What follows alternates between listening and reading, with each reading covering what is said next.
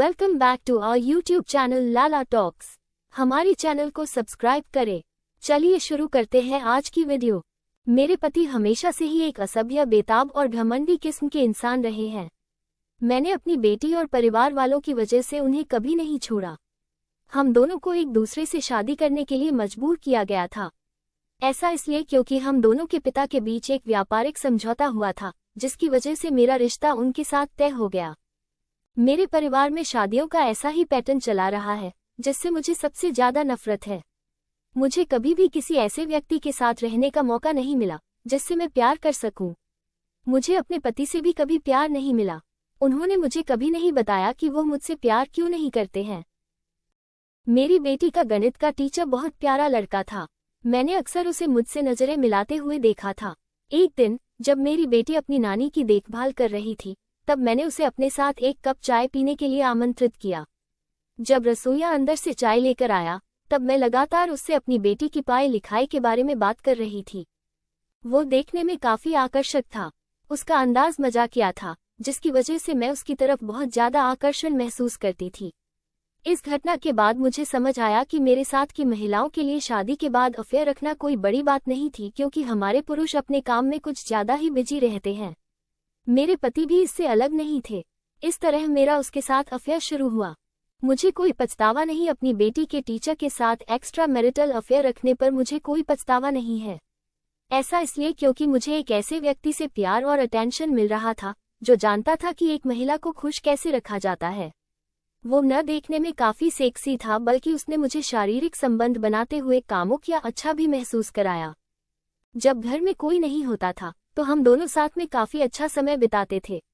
मैंने सुनिश्चित किया कि इस दौरान मैं अपने घर में घरेलू सहायिका, काम करने वाली स्त्री नहीं रख सकती, क्योंकि वो हमारे अफेयर के बारे में मेरे पति को बता सकती थी।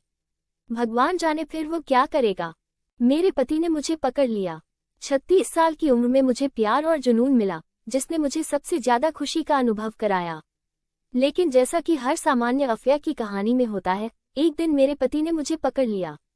ऐसा तब हुआ जब मैं और मेरा प्रेमी एक दूसरे को अपनी कल्पनाओं से भरी कुछ सेक्सुअल तस्वीरें भेज रहे थे। इस दौरान मैंने अपने पति और बेटी की घर वापस आते हुए की आवाज सुनी।